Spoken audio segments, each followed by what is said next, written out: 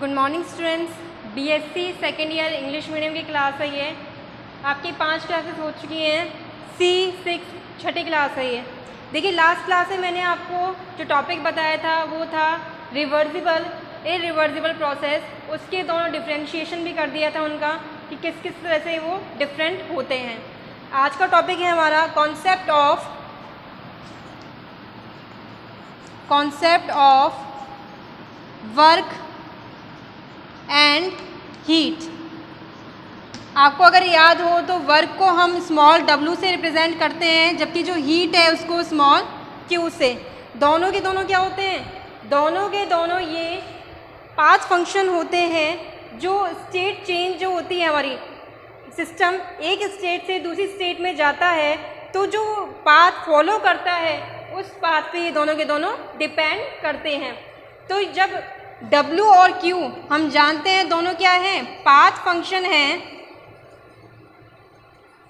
तो इसका मतलब ये हुआ कि इनका जो डिफरेंशियल है, पाथ फंक्शन का जो डिफरेंशियल है वो क्या कहलाता है? Inexact differential. क्या कहलाता है? Small variation in W and Q। Differential of path function is called as inexact differential. पिछली क्लास में आपको बता चुकी हूँ, इतना अगर आपको याद है तो इन एग्जैक्ट डिफरेंशियल को हम रिप्रेजेंट कर सकते हैं dW और dQ से। देखिए वर्क और हीट, सबसे पहले जो वर्क और हीट है दोनों के दोनों का जो फॉर्मेशन है, प्रोडक्शन है, कब होता है? जब सिस्टम एक स्टेट से दूसरी स्टेट में जाता है तो हीट और जो वर्क है वो फॉर्म होता है। पहली चीज़, दोनों के दोनों जो है वो अलजेब्रिक क्वांटिटी है। अलजेब्रिक क्वांटिटी का मतलब है दोनों की जो वैल्यू है वो पॉजिटिव और नेगेटिव में हो सकती है। इसके अलावा दोनों ही पाथ फंक्शन है, ना कि स्टेट फंक्शन। यानी वो स्टेट चेंज के दौरान जो पाथ लिया जाता है सिस्टम के द्वारा उस पर डिपेंड करते हैं, ना कि स्टेट पे। ठीक है, इन दोनों का जो डिफरेंशियल है वह कहलाता है इनएग्जैक्ट डिफरेंशियल। कुछ इंपॉर्टेंट कॉन्सेप्ट इसके इस तरह से हैं, एक एक करके देखते हैं।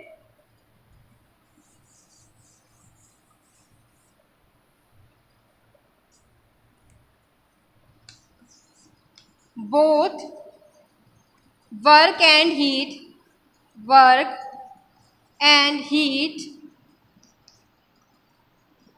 Are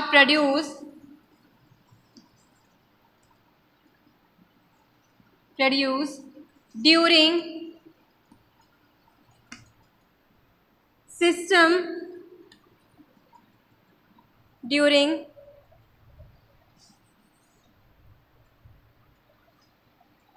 change in state of system। जब भी जो सिस्टम है उसकी स्टेट में चेंज आता है तो वर्क और हीट का फॉर्मेशन होता है। पहली चीज़, दोनों के दोनों जो होते हैं उनकी वैल्यू पॉजिटिव और नेगेटिव हो सकती है। तो इसका मतलब ये है बोथ आर अलजेब्रिक क्वांटिटी। दोनों जो क्वांटिटी है वो एक अलजेब्रिक क्वांटिटी है। इसका मतलब ये हुआ it's value can be positive और नेगेटिव। इसकी वैल्यू जो है वो पॉजिटिव और नेगेटिव दोनों ही हो सकती है। इसके अलावा जो फोर्थ पॉइंट है, जैसे कि मैंने बताया, जो वर्क और हीट है दोनों के दोनों जो है स्टेट चेंज जब होती है सिस्टम की उसके दौरान फॉर्मेशन होता है, तो ये एक पाथ फंक्शन है। Both work and heat are path function, not a state function। ठीक है, दोनों के दोनों जो है वह पाथ फंक्शन है। Both our path function, not state function. Because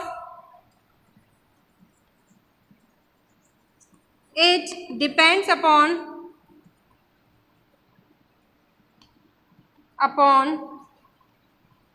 path of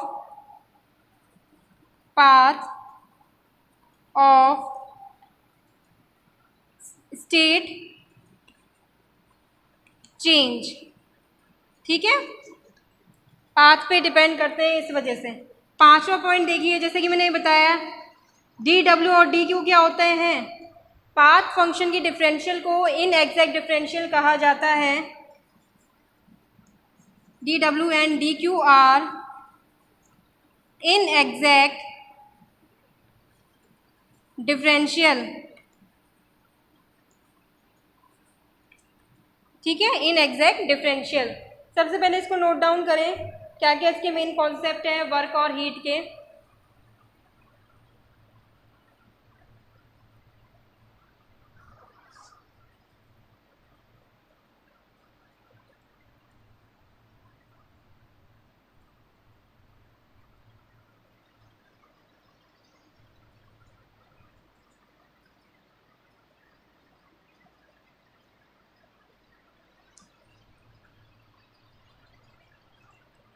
अब नेक्स्ट जो है हमारा वो है वर्क। फर्स्ट हम वर्क के बारे में देखते हैं।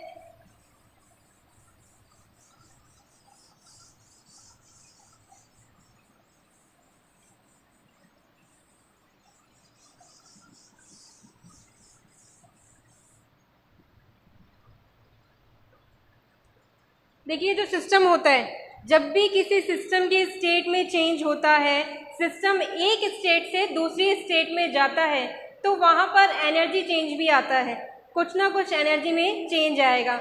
ये जो एनर्जी चेंज है ये हो सकता है हीट की फॉर्म में या फिर वर्क की फॉर्म में। ठीक है, तो इसको मैं इस तरह से बताती हूँ आपको।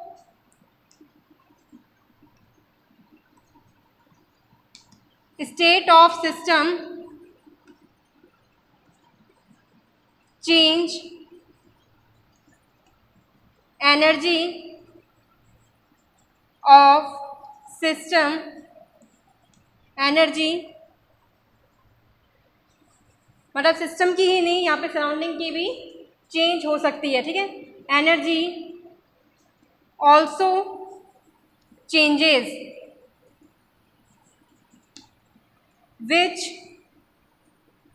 Show in form of heat and work। जो ये वेरिएशन आता है एनर्जी में, इसे हीट या वर्क की फॉर्म में समझा जा सकता है, व्यक्त किया जा सकता है, डिनोट किया जा सकता है। तो सबसे पहले इसमें लिखिए, whenever system changes from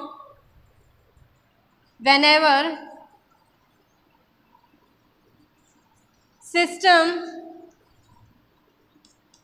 change from one state to another,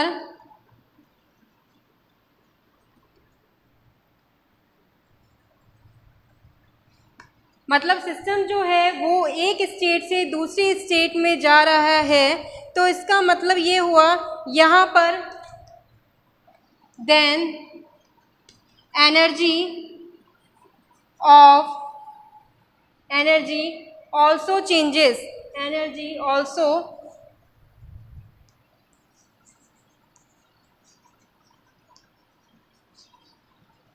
अब ये जो एनर्जी चेंज है वो किस फॉर्म में शो होता है, वर्क या हीट की फॉर्म में। हीट जो है कम होगी ज़्यादा होगी, वर्क भी सिस्टम सराउंडिंग पे करेगा या सराउंडिंग सिस्टम पे करेगा, दोनों की जो कंडीशन है वो डिफरेंट हो सकती है। ठीक है, change which show in form of work W and heat. ठीक है, ये वर्क और हीट की फॉर्म में, W और Q की फॉर्म में शो होगा, डिनोट होगा। देखिए यहाँ पर दो कंडीशन हो सकती है। सिस्टम एक सिस्टम है, कोई भी सिस्टम हो सकता है। सिस्टम अगर सराउंडिंग पर वर्क करता है, सिस्टम काम किसके ऊपर कर रहा है? सराउंडिंग के ऊपर। तो इस वाले केस में जो इंटरनल एनर्जी ई है वो घटेगी सिस्टम की, जबकि सराउंडिंग की जो इंटरनल एनर्जी है वो बढ़ जाएगी। ठीक है, सिस्टम यहाँ नुकसान में है क्योंकि वह काम कर रहा है किसके ऊपर? वह काम कर रहा है सराउंडिंग के ऊपर। सराउंडिंग की इंटरनल एनर्जी ई बढ़ेगी, जबकि जो सिस्टम है उसकी इंटरनल एनर्जी घट जाएगी। सेकंड केस ये हो सकता है जब सराउंडिंग काम कर रहा है सिस्टम के ऊपर। ठीक है, when surrounding works on system then internal energy of surrounding decreases and internal energy of system increases. ठीक है, इस तरह से यहाँ पर दो कंडीशन आ गई। फर्स्ट कंडीशन ये है, if work is done by system on surrounding then internal energy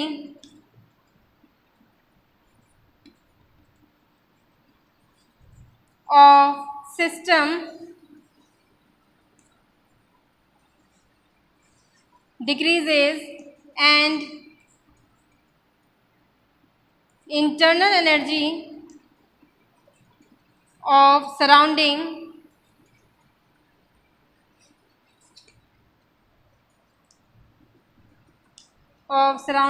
increases। ये हो गई हमारी फर्स्ट कंडीशन जब वर्क हुआ है सिस्टम के द्वारा सराउंडिंग पर। If work is done on system by surrounding,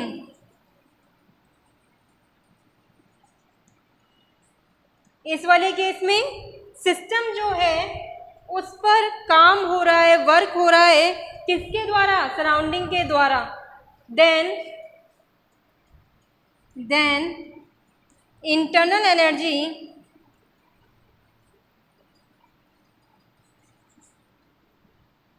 of system increases and internal energy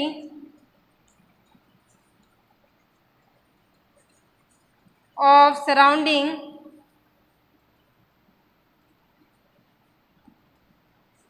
decreases। ठीक है, इस तरह से यहाँ पर दो केसेस हो गए, दो कंडीशन हो गए। सबसे पहले इसको नोट डाउन करें, दोनों कंडीशंस को।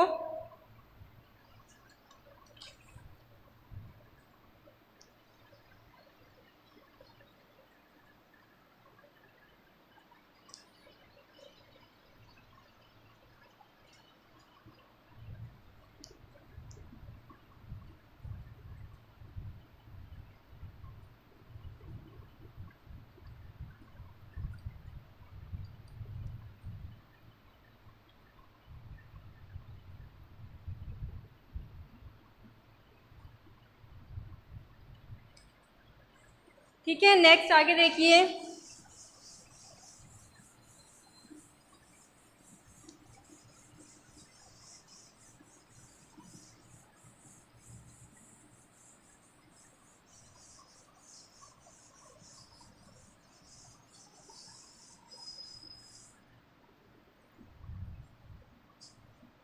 जो वर्क है, हम जानते हैं जो वर्क है वो बराबर होता है force into displacement. That means work express करेगा फोर्स को।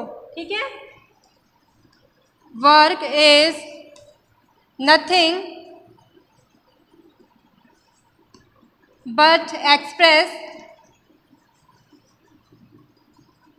फोर्स। ठीक है, अब यहाँ पे देखिए जो केमिकल थर्मोडायनेमिक्स है, इन chemical thermodynamics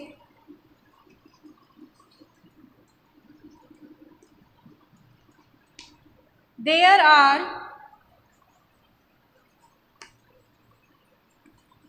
two types of work. पहला है इलेक्ट्रिकल वर्क, इलेक्ट्रिक वर्क, विद्युत कार्य, और सेकंड है expansion.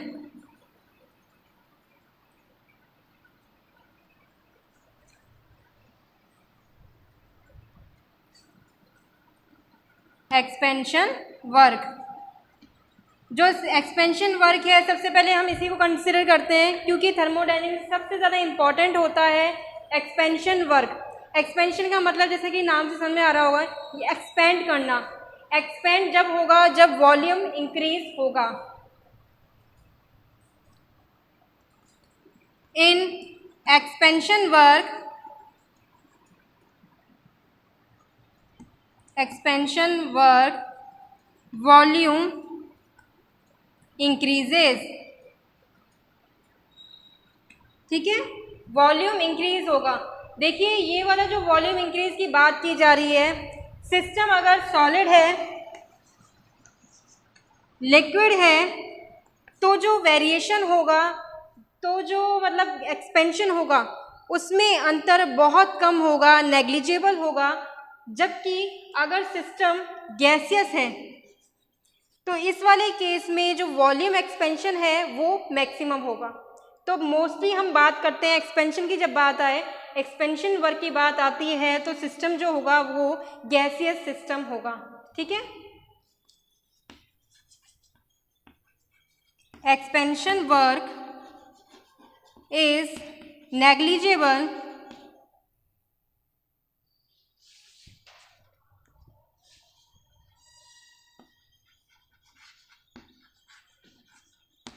in solid and liquid but in gaseous state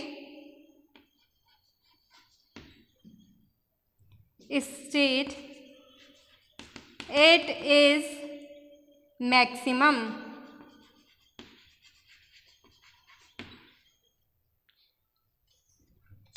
ठीक है, गैसियस स्टेट में जो होता है वो मैक्सिमम होता है एक्सपेंशन वर्क, जबकि अनदर केस में ये नेग्लिजिबल होता है। अब देखिए यहाँ पर जैसे गैसियस स्टेट की बात की जाए, इन गैसियस स्टेट, देखिए जब भी एक्सपेंशन वर्क होता है, कोई सिस्टम मान लेते हैं यहाँ पर एक्सपेंशन वर्क हो रहा है, सिस्टम पहले कुछ इस कंडीशन में था, इस कंटेनर में गैस भरी हुई है, इसका आकार बड़ा हो गया, वॉल्यूम जो है वो इंक्रीज कर गया। तो इस वाले केस में क्या है, जो प्रेशर है उसके अपोजिशन में ये वर्क हो रहा है। कौन सा वर्क, वॉल्यूम चेंज, यानी system has to work against pressure. ठीक है,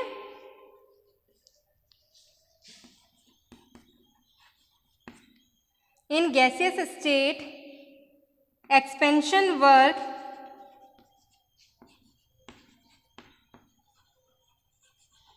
is done against pressure। अब देखिए यहाँ पे दो टर्म्स आ गई, एक बात हो रही है वॉल्यूम की और दूसरा है प्रेशर। तो इस रीज़न से ये वाला जो वर्क है, so this work is also called pressure volume work.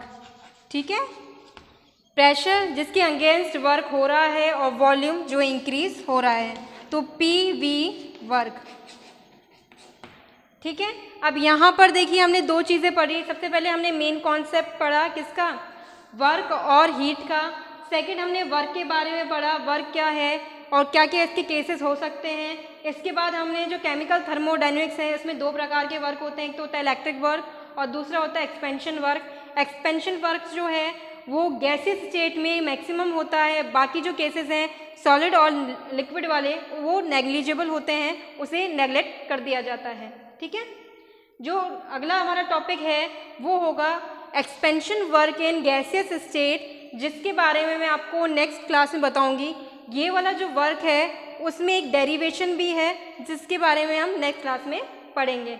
ठीक है। आज की क्लास यहाँ कंप्लीट होती है। Thank you.